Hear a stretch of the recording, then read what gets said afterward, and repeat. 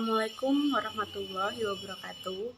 Saya Astri Wahyuningsih, NPM 2003 031 007. Nama saya Dian Apriani, nomor NPM 230310111. Nama saya Aprilia Dwi Astuti, MPM 2003032002. Nama saya Devi Wulandari, NPM 230311010. Nama saya Dwi Mutiara Saputri, NPM 2003031015. Di sini saya mewakili kelompok saya, yaitu kelompok 1, ingin mempresentasikan hasil diskusi kami yang berjudul penghasilan. Baiklah, materi yang pertama yang akan saya sampaikan mengenai pengertian penghasilan menurut akuntansi. Menurut standar akuntansi keuangan, penghasilan didefinisikan sebagai peningkatan manfaat ekonomi selama satu periode akuntansi tertentu dalam bentuk pemasukan atau penambahan aktiva atau penurunan kewajiban yang melibatkan kenaikan ekuitas yang tidak berasal dari kontribusi penanaman modal. Berdasarkan definisi di atas, penghasilan meliputi pendapatan maupun keuntungan. Pendapatan adalah penghasilan yang diperoleh entitas yang berasal dari aktivitas operasi utama. Jika aktivitas utamanya adalah jasa, maka pendapatannya adalah fee atas jasa yang diberikan tersebut. Pendapatan dikenal dengan sebutan yang berbeda seperti penjualan, pendapatan, jasa, bunga, dividen, dan royalti. Sedangkan keuntungan merupakan kenaikan aset neto yang terjadi secara insidental di luar aktivitas utama perusahaan. Contohnya adalah saat perusahaan menjual aset tetapnya di atas nilai buku aset tetap tersebut. Yang B, pengertian penghasilan menurut pajak. Definisi penghasilan menurut Undang-Undang Nomor 36 Tahun 2008 tentang PPh adalah setiap tambahan kemampuan ekonomis yang diterima atau diperoleh wajib pajak, baik yang berasal dari Indonesia maupun dari luar Indonesia, yang dapat dipakai untuk konsumsi atau untuk menambah kekayaan wajib pajak yang bersangkutan, dengan nama dan dalam bentuk apapun itu. Dilihat dari sumber tambahan kemampuan ekonomis, penghasilan dikelompokkan menjadi 4, yaitu yang pertama, penghasilan dari kegiatan usaha, yaitu kegiatan melalui sarana wajib pajak, misalnya penjualan barang atau penyerahan jasa. Yang kedua, penghasilan dari modal, baik penghasilan dari modal berupa aset gerak seperti bunga, dividen, royalti, maupun penghasilan dari modal berupa aset tak gerak seperti sewa rumah dan sebagainya. Juga termasuk dalam kelompok penghasilan dari aset yang dikerjakan sendiri, misalnya penghasilan yang diperoleh dari pekerjaan sebidang tanah, keuntungan penjualan aset atau hak yang tidak dipakai dalam melakukan kegiatan usaha. Yang ketiga, penghasilan dari pekerjaan, yaitu pekerja dalam hubungan kerja dan pekerjaan bebas, seperti penghasilan dari praktek dokter, notaris, akuntan publik, akutuaris, pengacara, dan lain sebagainya. Yang keempat, penghasilan lain-lain, misalnya hadiah, pembebasan utang, keuntungan, selisih kurs, selisih lebih karena penilaian kembali aktiva tetap, dan lain-lain.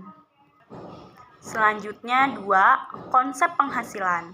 Konsep penghasilan untuk tujuan pajak penghasilan dapat berbeda dari konsep penghasilan pada akuntansi komersial, karena perpajakan umumnya berkaitan dengan keadilan vertikal dan horizontal, serta dapat dipakai sebagai suatu instrumen kebijakan ekonomi dan sosial. Untuk keperluan perpajakan, terdapat 2 pendekatan definisian penghasilan, yaitu yang pertama, pendekatan sumber.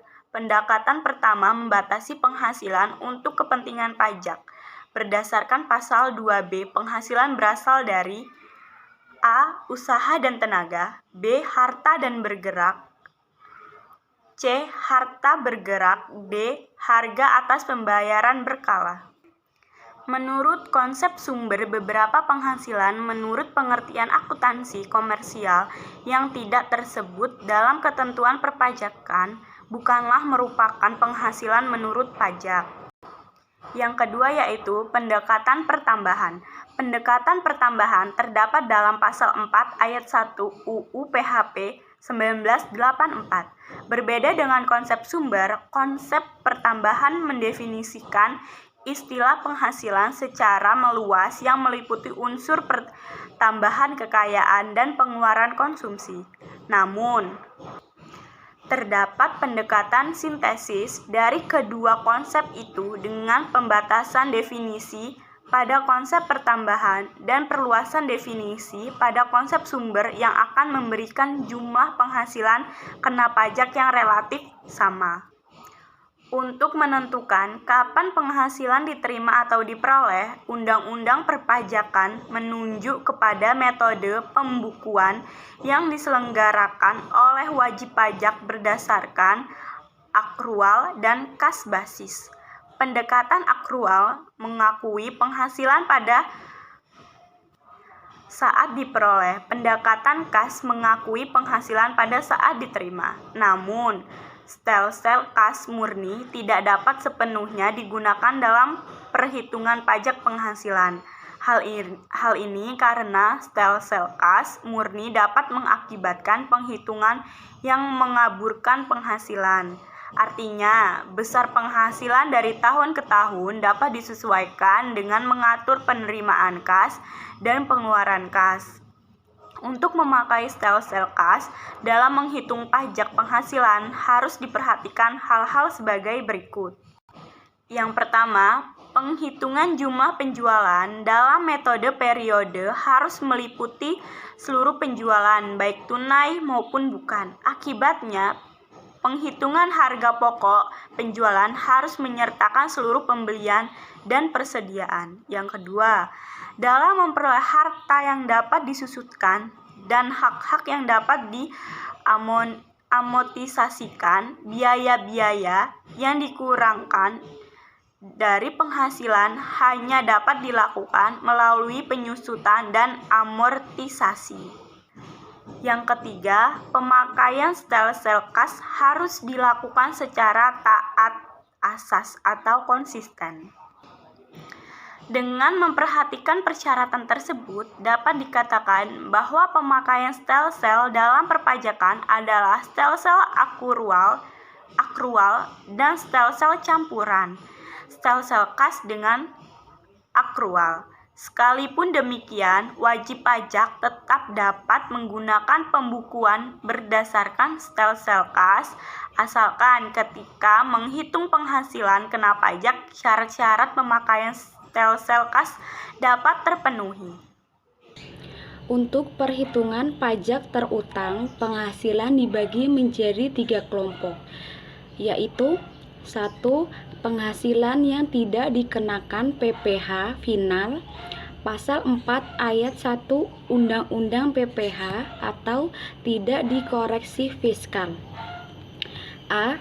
Penggantian atau imbalan berkenaan dengan pekerjaan atau jasa yang diterima atau diperoleh termasuk gaji, upah, tunjangan, honorarium, komisi, bonus gravitasi, uang pensiun, atau imbalan dalam bentuk lainnya, kecuali ditentukan lain dalam undang-undang. B.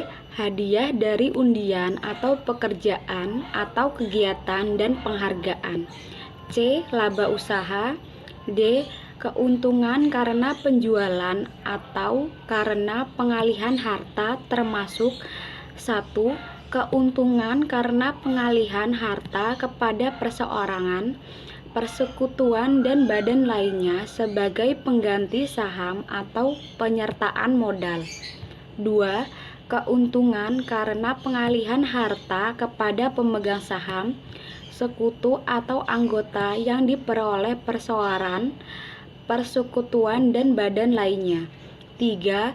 Keuntungan karena likuidasi, penggabungan, peleburan, pemekaran, pemecahan atau pengembalian, alihan usaha atau reorganisasi dengan nama dan dalam bentuk apapun. 4.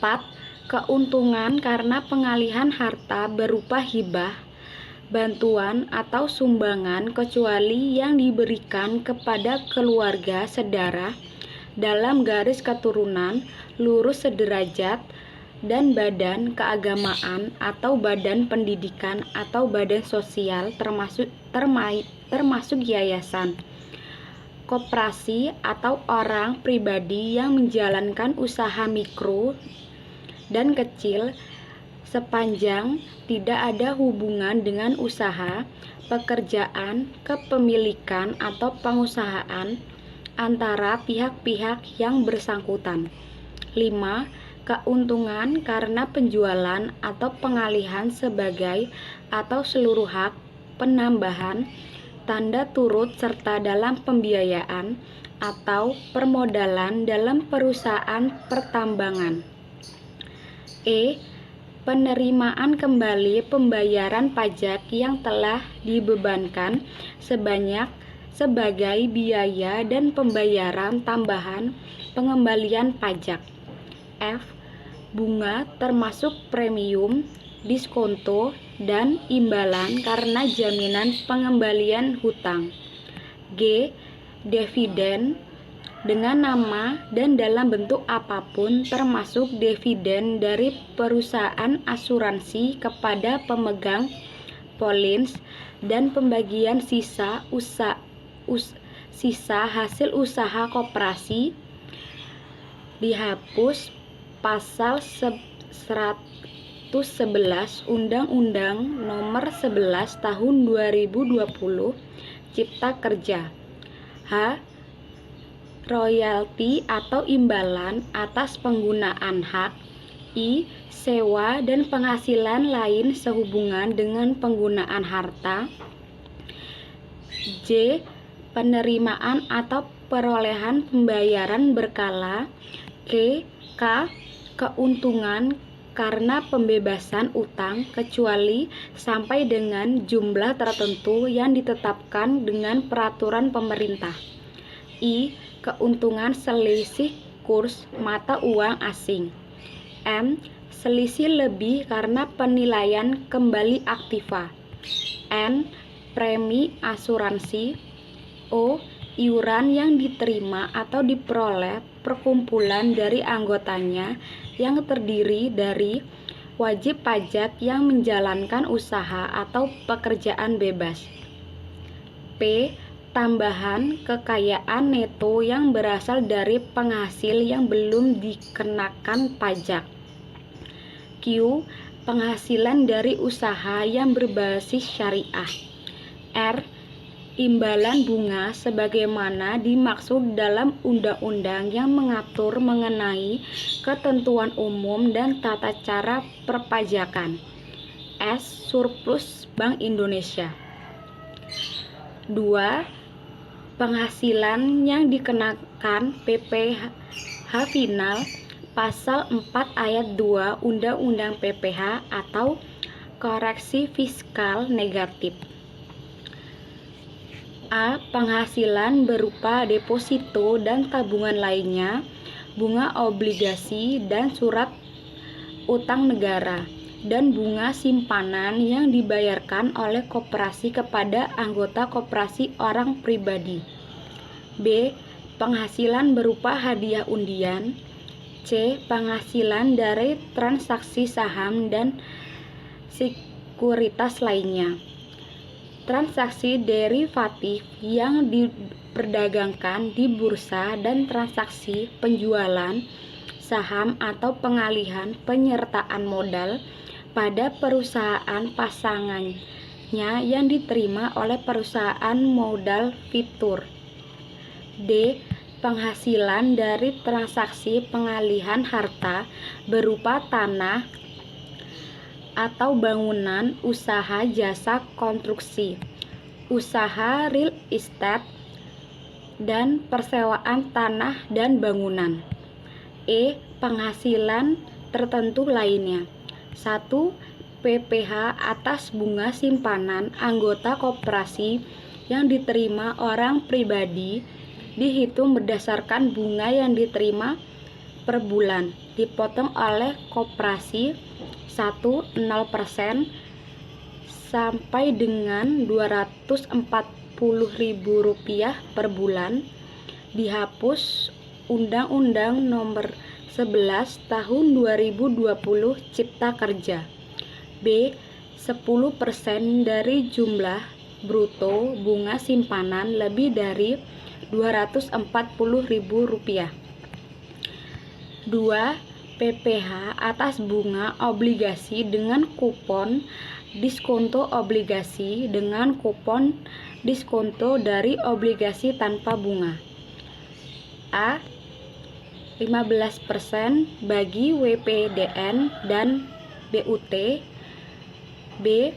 20% atau sesuai tarif P3B dari P3B bagi WPLN selain BUT. 3. Penghasilan yang diterima atau diperoleh orang pribadi atau badan dari transaksi derivatif berupa kontrak berjangka yang diperdagangkan di bursa dikenai PPh final sebesar 2,5% dari margin awal. 4.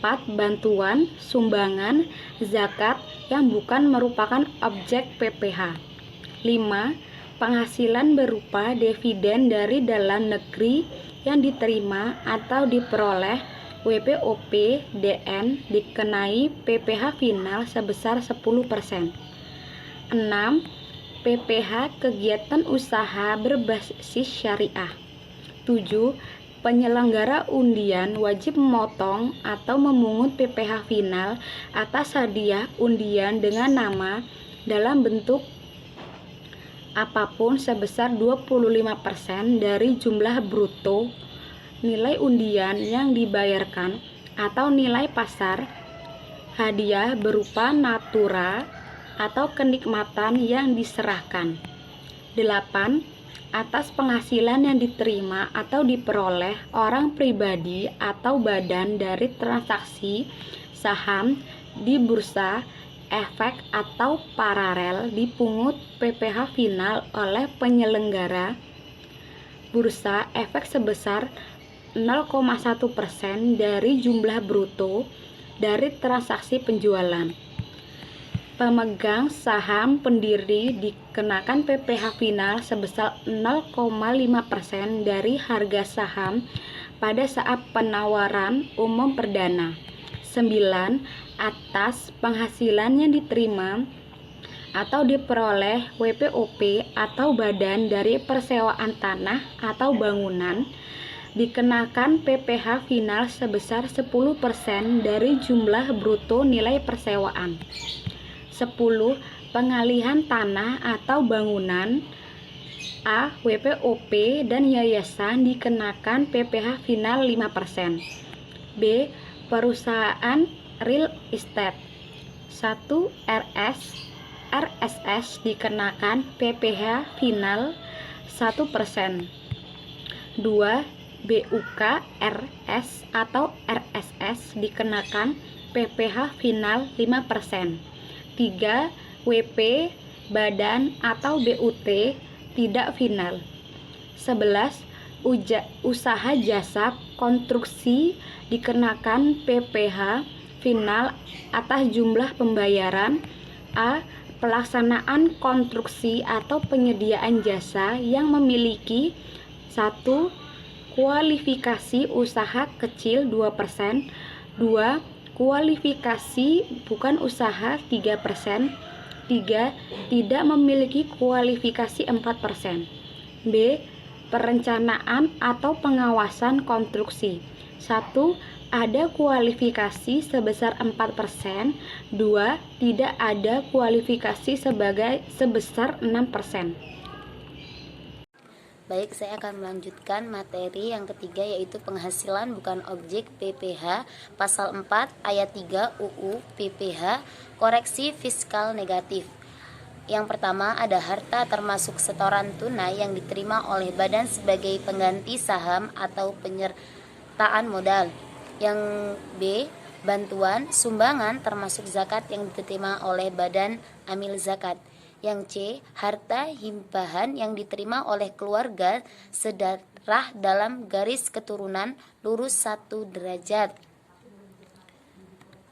Lalu yang D, warisan. Yang E, penggantian atau imbalan sehubungan dengan pekerjaan atau jasa yang diterima atau yang diperoleh dalam bentuk natural.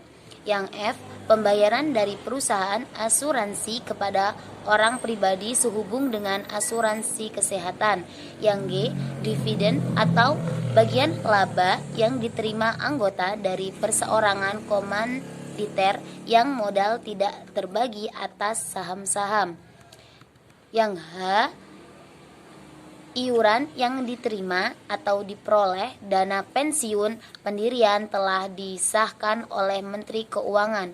Yang I, penghasilan dari modal yang ditanamkan oleh dana pensiun dalam bidang tertentu yang ditetapkan dengan keputusan Menteri Keuangan. Yang J, bagian laba diterima atau diperoleh anggota dari perseorangan komanditer yang modalnya tidak terbagi atas saham-saham. K, penghasilan yang diterima atau diperoleh perusahaan modal ventura berupa bagian laba dari badan pasang usaha yang didirikan dan menjalankan usaha atau kegiatan di Indonesia. Syaratnya yang pertama merupakan perusahaan mikro kecil menengah. Yang kedua, sahamnya tidak diperdagangkan di bursa efek di Indonesia. Yang L, beasiswa yang memenuhi persyaratan tertentu yang ketentuannya diatur PMK. M, sisa lebih yang diterima atau diperoleh penelitian dan pengembangan yang telah dalam bidang pendidikan dan atau bidang penelitian dan pengembangan. Yang N, bantuan atau santunan yang dibayarkan oleh badan penyelenggara jaminan sosial kepada pajak tertentu. Selanjutnya, penghasilan tertentu yang diatur secara khusus. Yang pertama, penghasilan diterima sekaligus berkenaan dengan masa lebih dari 12 tahun. Yang kedua, penghasilan wajib pajak yang bergerak dalam bidang konstruksi bangunan. Yang ketiga, penghasilan bentuk usaha tetap BUT. Yang A, penghasilan dari kegiatan usaha atau penghasilan dari harta yang dikuasai atau dimiliki. Yang B, penghasilan dari induk perusahaan dan badan lain yang bukan wajib pajak dalam negeri yang mempunyai hubungan istimewa dengan induk perusahaan tersebut. Lalu penghasilan berdasarkan pasal 26 Undang-Undang PPh, yaitu yang pertama, dividen dari perseorangan dalam negeri. Yang kedua, bunga tersebut karena jaminan pengambilan utang. Yang ketiga, sewa royalti dan penghasilan lain karena penggunaan harta. Yang keempat, imbalan yang dibayarkan untuk jasa teknik, jasa manajemen, jasa lain yang dilakukan di Indonesia. Yang kelima, keuntungan sesudah dikurangi pajak dari suatu bentuk usaha tetap di Indonesia. Selanjutnya akan dilanjutkan oleh rekan saya, Devi Wulandari. Baik, di sini saya akan menjelaskan tentang PKP. Apa itu PKP? Bagaimana dasar perhitungan PKP? Berapa tarif PKP? Dan bagaimana contoh perhitungan PKP? Baik, yang pertama, pengertian PKP. PKP atau penghasilan kena pajak adalah penghasilan yang dijadikan dasar untuk menghitung pajak penghasilan PPh. Salah satunya PPh pasal 17 yang tarifnya menggunakan skema progresif. Istilah lain mengatakan bahwa penghasilan kena pajak adalah jumlah upah karyawan atau pekerja yang akan dikenakan PPh 21 setelah dikalkulasikan dengan tunjangan, biaya jabatan, BPJS Ketenagakerjaan, BPJS Kesehatan, dan lain sebagainya. Nah, sebagai UWP yang memiliki penghasilan harus membayar pajak dan melaporkan pajaknya ke Direktorat Jenderal Pajak atau DJP sebagai bentuk tanggung jawab sebagai warga negara. Nah, aturan terkait pajak penghasilan di Indonesia tercantum dalam Undang-Undang Nomor 36 Tahun 2008 tentang perubahan keempat Undang-Undang Nomor 7 Tahun 1983 tentang pajak penghasilan. Sedangkan mengenai tarif PPh atas penghasilan kena pajak diatur dalam pasal 17 Undang-Undang PPh, di mana penghasilan kena pajak PPh pasal 17 dihitung dari penghasilan kotor dikurangi biaya untuk mendapatkan, menagih, dan memelihara penghasilan. Nah, seandainya dalam penghitungan penghasilan kena pajak, penghasilan kotor setelah dikurangi biaya untuk mendapatkan, menagih, dan memelihara penghasilan hasilnya rugi, maka perlu diganti dengan penghasilan pada tahun pajak berikutnya berturut-turut hingga 5 tahun. Baik, selanjutnya dasar perhitungan penghasilan kena pajak berdasarkan PTKP 2021. Jadi, untuk dapat mengetahui berapa jumlah penghasilan yang akan dikenakan pajak, terlebih dahulu kita harus mengetahui besar PTKP wajib pajak yang bersangkutan tersebut. Nah, besar PTKP ini berbeda-beda tergantung status WP tersebut. Berikut cara menghitung jumlah penghasilan kena pajak. Pertama, dari penghasilan bruto dikurangi biaya-biaya dan selanjutnya menjadi penghasilan neto. Kedua, dari penghasilan neto tersebut dikurangi PTKP hingga akhirnya diperoleh penghasilan kena pajak. Nah, setelah menemukan jumlah penghasilan kena pajak, maka nilai tersebut yang akan dihitung pajaknya menggunakan tarif progresif PPh pasal 17 ayat 1. Nah, sesuai dengan PPh pasal 17 ayat 1 huruf A Undang-Undang PPh nomor 36 tahun 2008, tarif PPh orang pribadi pasal 21 adalah menggunakan tarif progresif yang akan dikalikan dengan penghasilan kena pajak. Selanjutnya, tarif penghasilan kena pajak. Tarif PPh pasal 17 terbagi menjadi dua jenis berdasarkan subjek atau siapa yang dikenakan pajak. Yaitu yang pertama, tarif pasal 17 yang dikenakan kepada WP orang pribadi dalam negeri. Yang kedua, tarif penghasilan pasal 17 yang dikenakan kepada WP badan dalam negeri atau bentuk usaha tetap BUT. Nah, tarif yang dikenakan untuk keduanya tentu saja tidak sama, di mana tarif PPh pasal 17 untuk WP pribadi dalam negeri dibedakan berdasarkan jumlah penghasilannya, di mana tarif progresif PPh OP antara lain yang pertama, penghasilan di bawah 50 juta per tahun dikenakan tarif PPh sebesar 5%. Kedua, penghasilan sebesar 50 juta hingga 250 juta per tahun dikenakan tarif PPh sebesar 15%. Ketiga, penghasilan sebesar 250 juta hingga 500 juta per tahun dikenakan tarif PPh sebesar 25%. Keempat, penghasilan di atas 500 juta per tahun dikenakan tarif PPh sebesar 30%. Bagi yang tidak memiliki nomor pokok wajib pajak atau NPWP, dari tarif di atas ditambah lagi dengan tarif 20% lebih tinggi. Kemudian, bagaimana dengan WP Badan? Nah, untuk WP Badan dalam negeri serta BUT diharuskan membayar PPh dengan tarif 28% dari jumlah penghasilan keseluruhan. Pajak yang dibayarkan tersebut akan masuk ke dalam kas negara dan digunakan untuk memajukan perekonomian di Indonesia. Selanjutnya, contoh cara menghitung PPh 17. Contohnya seperti seorang wajib pajak memiliki penghasilan sebesar 100 juta rupiah per tahun. Nah, cara penghitungan PPh yang wajib dibayarkan adalah yang pertama, 50 juta dikali 5% sama dengan 2.500.000. Yang kedua, 100 juta diambil 50 juta dikali 15% sama dengan 7.500.000. Di mana dengan catatan yang kedua, 100 juta merupakan penghasilan WP tersebut.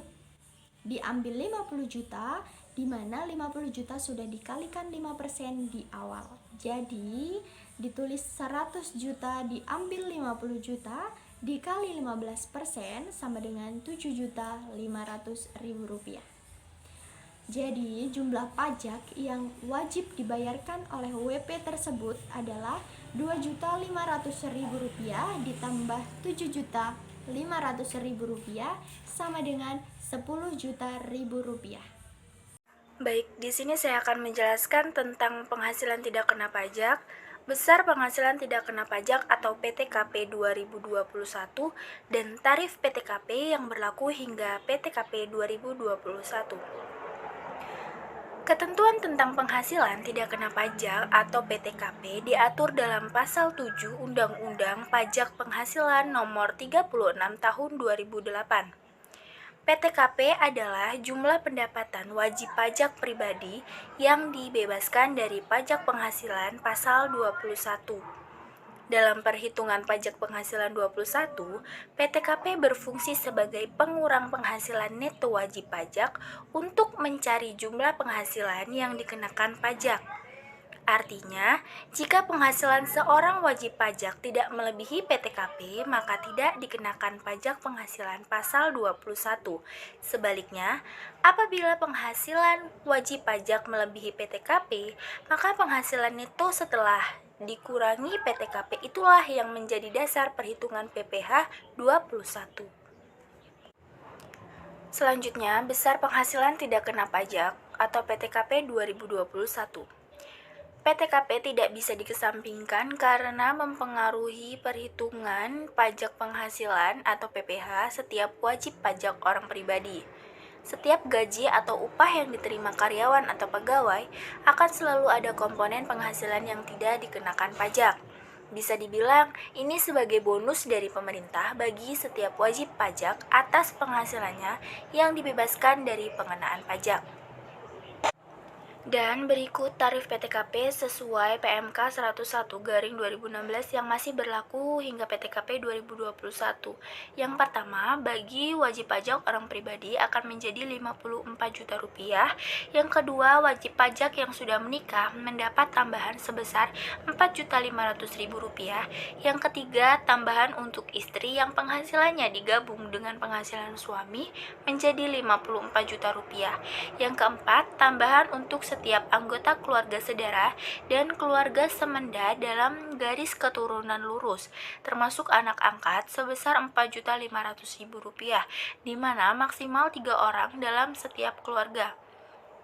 Keluarga kandung yang dimaksud dalam poin 4 adalah orang tua kandung, saudara kandung, dan anak, sedangkan yang dimaksud keluarga semenda adalah mertua, anak tiri, dan ipar. Berikut ini tabel tarif lengkap PTKP 2021. Nah, Jika dilihat dari tabel tersebut, diketahui bahwa tiap bertambahnya tanggungan, maka bertambah pula tarif PTKP sebanyak Rp4.500.000. Tarif PTKP saat ini bukanlah tarif baku yang muncul sejak diberlakukannya tarif PTKP 1984, melainkan telah mengalami beberapa kali pergantian. Kenaikan tarif terbesar yaitu terjadi saat PTKP dari tahun 2015 ke 2016, yakni dari Rp36 juta menjadi Rp54 juta untuk PTKP orang pribadi lajang dan tidak punya tanggungan. Berikut contoh perhitungan PTKP 2021. Diana, seorang karyawati bekerja di PT BCD, mendapatkan gaji per bulannya Rp5 juta. Ia tercatat seorang fresh graduate yang baru bekerja selama 1 tahun dengan status belum menikah. Maka, berapa perhitungan PTKP-nya?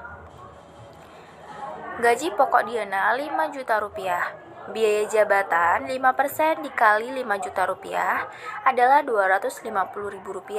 Penghasilan bersih per bulannya adalah Rp4.750.000. Penghasilan bersih per tahunnya Rp4.750.000 dikali 12 bulan menjadi Rp57 juta.